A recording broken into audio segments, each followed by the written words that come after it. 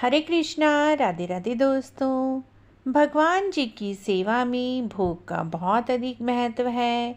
अपने श्री विग्रह अपने लड्डू गोपाल जी युगल सरकार जी को कैसे भोग लगाएं, किस प्रकार लगाएं, बचे हुए भोग का क्या करें और चरणामृत का क्या करें, तुलसी दल का क्या करें, यही सब जानकारी आज हम आपके लिए लेकर आए हैं। भगवान जी को भोग तो अवश्य ही लगाना चाहिए।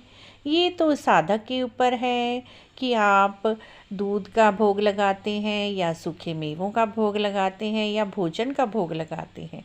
वैसे तो मित्रों भगवान जी को तीनों समय भोग लगाना चाहिए और रात को भी दूध पिलाकर ही सुलाना चाहिए।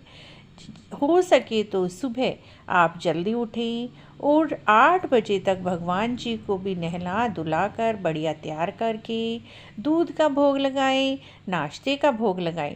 नाश्ता आपको सात्विक चीज़ों का ही भोग लगाना है। तामसी चीज़ों का भोग भगवान जी के भोग में नहीं अर्पित किया जाता। भगवान जी को जब भी भोग लगाएं तो उसमें जल का भोग भी अवश्य ही लगाएं। सुबह आप माखन मिश्री का दूध का भोग लगाएं और साथ में भूसार भोग के ऊपर तुलसी दल अवश्य रखें।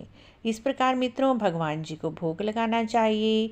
भोग आपने जितने भी भगवान जी की सेवा ली हुई है उतने भगवान जी के लिए पूरा भोग पड़े उसी अनुसार बढ़िया सुंदर थाली तैयार करनी चाहिए और भगवान जी के सामने भोग को रखकर एक बार पर्दा करना चाहिए। पर्दा करने के 10-15 मिनट तक रुकना चाहिए। उसके बाद 3 ताली बजानी चाहिए या घंटी बजानी चाहिए। उसके बाद ही भोग को उठाना चाहिए। ये नहीं है कि आपने एक बार भोग लगा दिया और तुरंत ही उसे उठा लिया। 10 या 15 मिनट रुककर भगवान जी अच्छे से भोग ग्रहण कर लें तभी भोग को उठाना चाहिए, पर्दा खोलना चाहिए, घंटी या 3 ताली बजाकर भगवान जी का भोग उठाना चाहिए। उसके बाद भगवान जी का आचमन कराना चाहिए। आचमन का अर्थ है भगवान जी ने भोजन कर लिया तो उनके हाथ धुलाने चाहिए। भगवान जी के दोनों तरफ थोड़ा थोड़ा पानी डालना चाहिए जिससे कि भगवान जी हाथ धो लें। उसके बाद भोजन को उठाना चाहिए। अब इस भोजन को आप जो कटोरी में सब्जी है उसे जो हमने सब्जी बनाई है उसमें सारी सब्जी मिला देनी चाहिए क्योंकि भगवान जी भोजन के अवगुणों को अपनी दृष्टि से निकाल देते हैं और भगवान जी का लगा हुआ भोग बिल्कुल ही सात्विक और अमृत के समान बन जाता है। उस भोजन को आप जो बाकी सारा भोजन है उसमें मिला दीजिए और रोटी को अपने बच्चों को दे सकते हैं, अपने पति को दे सकते हैं ताकि बच्चों में भी अच्छे संस्कार विकसित हों और उनका आचरण बढ़िया हो। आप उस फुलके को अपने बच्चों को दे सकते हैं या थोड़ा थोड़ा एक एक बाइट के रूप में सभी उस प्रसाद को ग्रहण कर सकते हैं। इस प्रकार आप सुबह 7 से 8 बजे के बीच भगवान जी को भोग लगा दें। अगर आपके लिए इतनी जल्दी भोग लगाना संभव ना हो तो कम से कम 10 बजे तक भगवान जी को नाश्ता अवश्य ही करा देना चाहिए। उसके बाद दोपहर का लंच आप दोपहर को 12 बजे से लेकर 1 बजे तक लगा सकते हैं। अगर आप वर्किंग हैं तो आप काम पर जाने से पहले भगवान जी के मंदिर में कुछ ड्राई फ्रूट या सूखे मेवे रख दें जिससे कि भगवान जी को जब भी भूख लगे तो वह सब उसे ग्रहण कर पाएं। रात को भी आपको इसी तरह से शाम के 7 से 8 बजे के बीच में भोग लगाना है या ज़्यादा से ज़्यादा 9 बजे तक भगवान जी को भोग लगा दें और रात को दूध जरूर पिलाएं और उसके बाद ही सुलाना चाहिए। अब मित्रों यह क्वेश्चन आता है, क्या हम भगवान जी को अपने डेली यूज़ के बर्तनों में भोग लगा सकते हैं? देखिए मित्रों, जिन बर्तनों में हम खाना खाते हैं उसमें भगवान जी को भोग ना ही लगाएं तो ही अच्छा है। भगवान जी के लिए बहुत अच्छी सुंदर क्रॉकरी मार्केट में मिलती है। आप भगवान जी को उनके लिए अलग बर्तन रखें जिनमें भगवान जी भोग लगा लें। लेकिन बनाने के बर्तन क्या सेम होने चाहिए?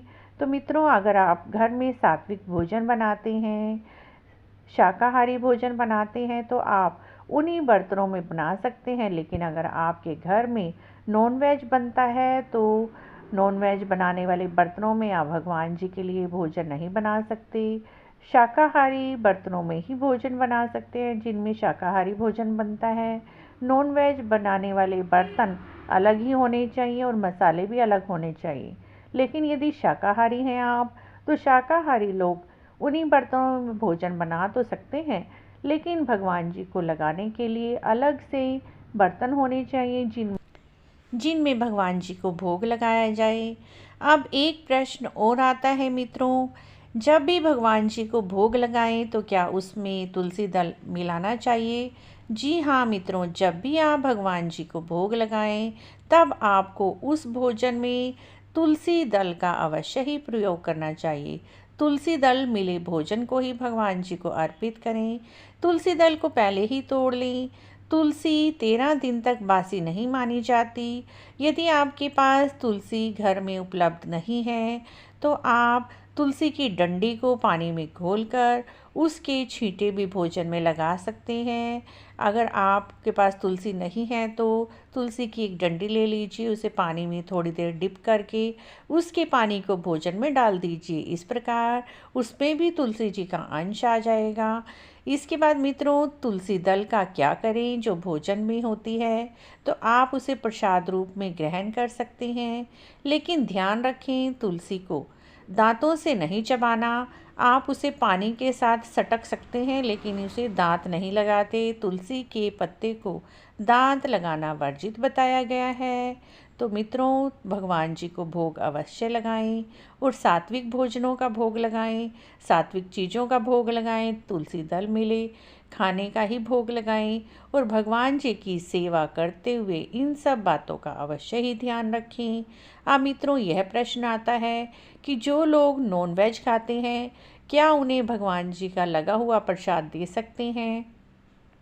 तो मित्रों, आप उन लोगों को प्रसाद अवश्य दें, क्योंकि नॉनवेज और शराब, मीट, अंडा खाने से उनके अंदर जो तामसिक भाव आ गए हैं, भगवान जी का प्रसाद ग्रहण करने से वो ख़त्म होगा और उनकी भी बुद्धि निर्मल हो जाएगी। फ्रेंड्स, इस प्रकार आप अपने लड्डू गोपाल जी को, युगल सरकार जी को भोग अर्पण कर सकते हैं, भोग लगा सकते हैं। अगर आपको भी भोग संबंधी है जानकारी अच्छी लगी है तो प्लीज़ हमारे चैनल को जरूर सब्सक्राइब करें, लाइक एंड कमेंट भी करें। कमेंट में जय श्री कृष्ण अवश्य